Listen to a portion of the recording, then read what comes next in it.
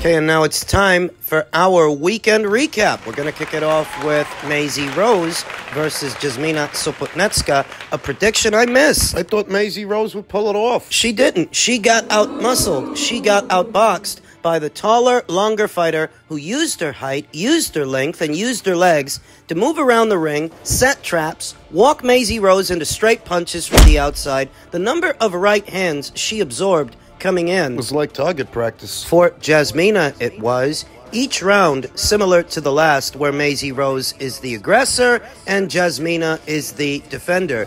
And Maisie, she just couldn't figure her out. How to get close enough to her to get off punches without getting caught coming in. Closing a distance. Trying to, behind a jab, double jab. She was trying. This is the second one of Matchroom's unbeaten up-and-comers, unbeaten Valkyries, that suffered an unexpected loss. I guess they matched Maisie tougher than I gave them credit for. Shannon Ryan lost to Emma Doolin. Now Maisie Rose just lost to Jasmina Sopotnetska. Sink or swim time at Matchroom. Though I don't begrudge them that sink or swim mentality, because this is a tough business. They need to know what kind of fighter they're promoting, what kind of fighter they're dealing with. And There's a vetting process. You can't match these fighters baby soft. they didn't match Maisie Rose baby soft yesterday. No, Jasmina Sopotnetska, the taller, longer fighter of the two, beating those feet, moving around, staying behind the straight punches and the straight counters, exposed Maisie Rose's limitations. Maisie Rose is a bit of a heavy-handed puncher, aggressive, and against more stationary targets, she does all right. But yesterday with Jasmina, she was just lost in the sauce, coming up short of answers. She lost. Should they do now? I could go for Maisie Rose versus Shannon Ryan. Or Jasmina Sopotnetska versus Shannon Ryan. The rematch and the chance for Jasmina to avenge her first professional loss. I could go for that.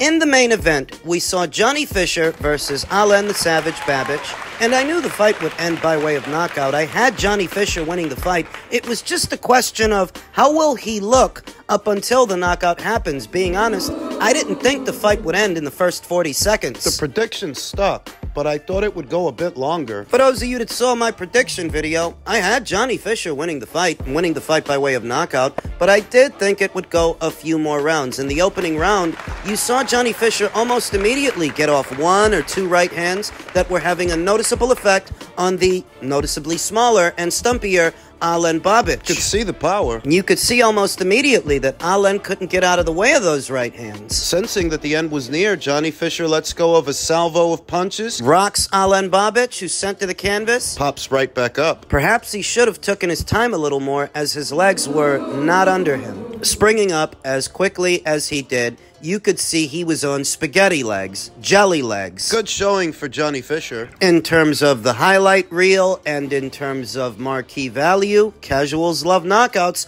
Johnny gave them one yesterday, though because the fight ended so abruptly, just 40 seconds or so into the first round, I see no reason why they shouldn't get him back out there in a jiffy. Get him another fight. Against either a Dave Allen or perhaps a Christopher Lovejoy, somebody like that. He's only 12-0. 11 KOs, so there is still more work that needs doing and more development that needs to happen. And what needs to happen after such an abrupt victory is you get Johnny back out there one more time before this year is out against somebody who can go a few rounds with him. Make him work. Fortunately, The prophecy as it pertains to Alen the Savage Babic is coming into fruition. I always looked at him as a bit of a guilty pleasure. A fun, albeit very flawed fighter who's on borrowed time. He's made for television because he's either going to go for the knockout or get knocked out. Yesterday, he got knocked out. And I guess what that heralds is Alen's descent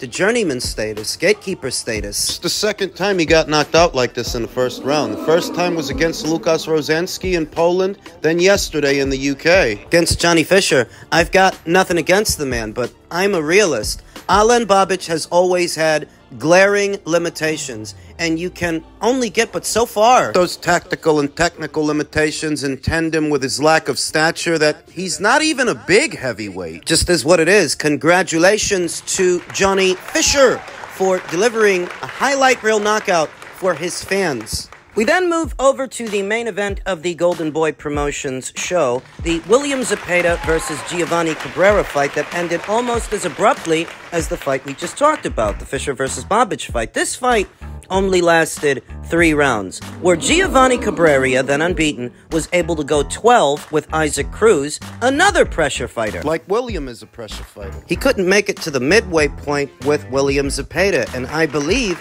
it's because William is better and more nuanced with that base style than Isaac is, even though they share the same base style. They're both pressure fighters, they're both volume punchers, very aggressive. William is better at it. So the opening bell sounds, and Giovanni actually gets off to a decent start, moving around and creating space, walking William into punches. I gave him the first round. But it was all downhill in the second. Going into the third, William starts doing what he normally does, staying in character the way pressure fighters often do, crowding Giovanni, throwing punches in bunches. Mixing up the punches, the head punches, the body punches. That's what I notice about William. He shows a bit more variety than Isaac Cruz does, shows a better variety of punches, and he gives himself more room to work than Isaac does, so that he can drive those punches and not smother his own work falling in. Like Isaac does. It's funny because Isaac might actually be a bigger puncher, punch for punch, than William Zepeda. He might actually have more single punching power than William, but because he smothers his own work, he doesn't always deliver that power properly. Your power is only as good as your ability to deliver it. Isaac is a very short, stumpy, stocky fighter whose assortment of punches is limited because he has to spend so much time just trying to get close to his opponent that he often overshoots the distance, gets in too close, and smothers his punches. It gets very scrappy, very messy, mid-range to inside, whereas William, he's got a little bit more height, a little bit more length. Volume, of course. But he lands more cleanly. I noticed that too, that William Zepeda often gets off cleaner, clearer punches than Isaac Cruz does, amplifying their effect. Now, this is not the kind of victory you gotta go overboard about. You don't shout about it from the rooftops. It's just interesting that here we have Giovanni Cabrera, who came up against 2 pressure fighters, 2 different guys that share the same base style, and he was able to go the distance with one, but not the other. Triangle theories don't work. But who said anything about a triangle? Styles make fights. Yeah, and William and Isaac share the same base style. So what does it mean when 2 guys who have the same base style have a common opponent and one guy stops him, but the other one doesn't? What does that mean? Do you know what that means? That means that one guy is better with that base style than the other guy. Bingo. Not talking about 2 different guys that fight 2 different ways. We're talking about 2 pressure fighters that go about fighting a fight by applying pressure. One guy is just noticeably better at it. I wouldn't mind seeing that fight. William Zepeda versus Isaac Cruz makes a lot of sense to me. But alas, we're not on the eve of such a fight. William is at 135, whereas Isaac is up there at 140. He's WBA champion up there, and he's about to fight Rayo. He's got his own problems. Back to William. William Zepeda is knocking on the door of a world title shot, a world title opportunity. He could get one with Denis Berinchyk, he could get one with Vasyl Lomachenko, or Shakur Stevenson, who's a free agent now. Vasyl Lomachenko is rumored to be negotiating with Gervonta Davis. Denis Berinchyk, I don't really know what he's up to, but both of those guys are on the top-ranked side of things, whereas we all know William is promoted by Golden Boy. So I don't know how that's going to break down, whereas Shakur, he's a free agent. He can go anywhere now, work with anyone. You think Golden Boy Promotions should make this fight? I do. I think William stands a legitimate chance against Shakur Stevenson based on the styles. Stylistically, Pressure fighters usually wear out and wear down pure boxers, and that's what Shakur is. Save a few isolated incidents. It's what usually happens when you put a pure boxer in there with a pressure fighter. Pressure fighter usually wins.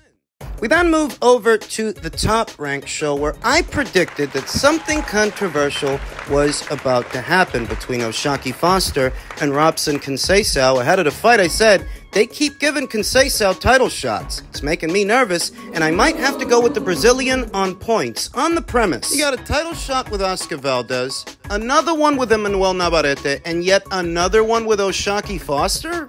But have Conceicao for the upset tonight? No. You know that I'm going to live dangerously, and I'm going with Conceicao. I like O'Shaquie. I want O'Shaquie to win. But what stands out to me is, why do they keep giving Robson title shots? That's what I was saying. How do you keep getting title shots? Didn't you just lose? Yeah. Looking good. Looking good. Well, technically, he drew, right? I mean, he didn't lose.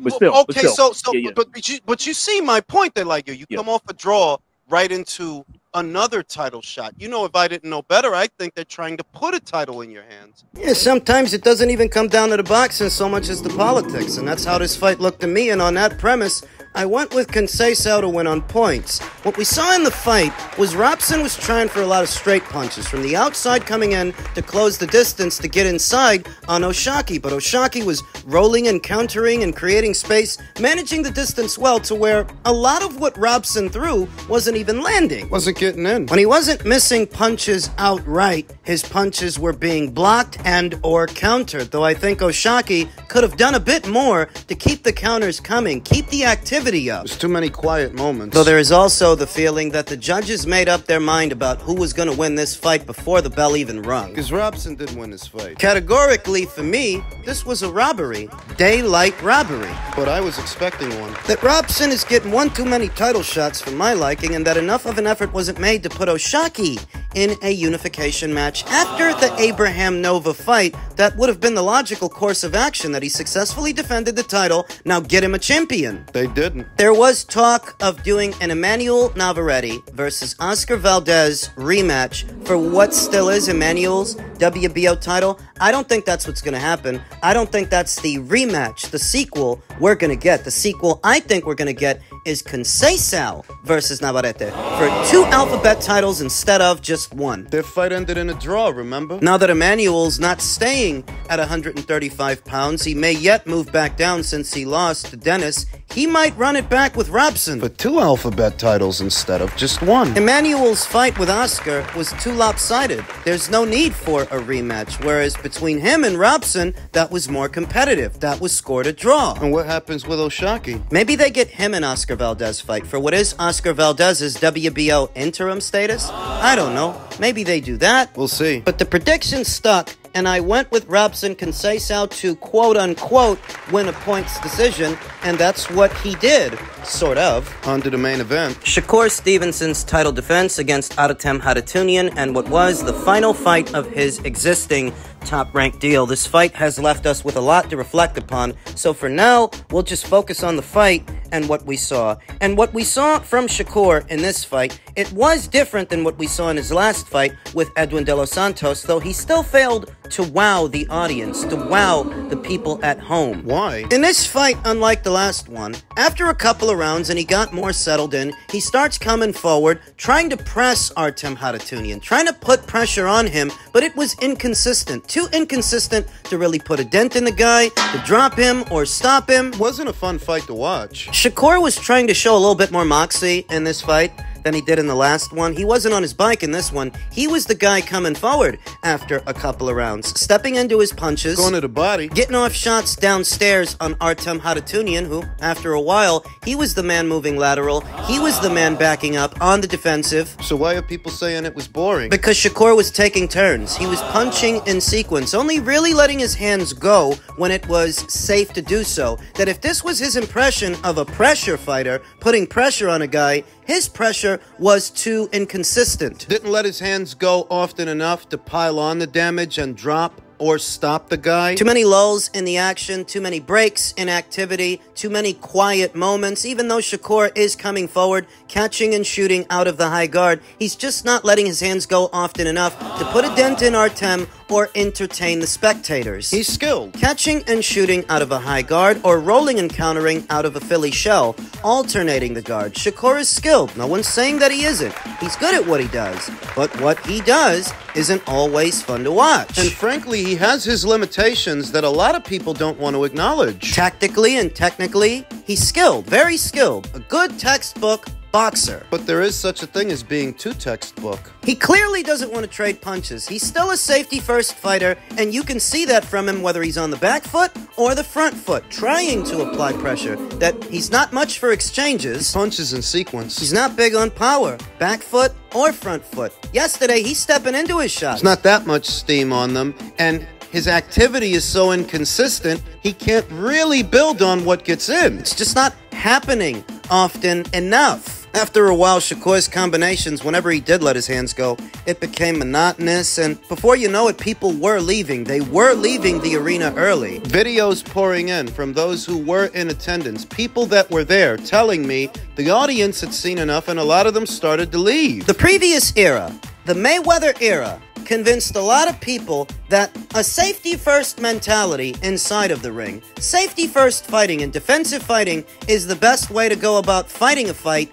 Not if you're trying to build an audience. No. Not if you're trying to get the fans on your side. And not every fighter that uses a Philly shell and rolls punches off the shoulder is a Floyd Mayweather. Too often, those associations get made between young American fighters that are defensively minded, likening them to Floyd. None of them are Floyd, because when Floyd was Shakur's age, he showed a lot more dog than Shakur does. And frankly, he had more power than Shakur does, than Devin does. People tend to forget that when Floyd was a young guy, he used to go for the gusto. He used to lay into guys. It's not what Shakur did yesterday. While he was more offensively minded in this fight than he was in the last one, because he's punching in sequence, which is tantamount to taking turns, only really letting his hands go when it's safe to do so, and when the opponent can brace himself. You're not going to hit him with punches he doesn't see. Catch him when he's open, when it's unexpected. You're giving him the opportunity to shell up and brace himself whenever you throw, because you're taking turns. That's what I saw yesterday. That's why in spite of Shakur coming forward and trying to press the guy,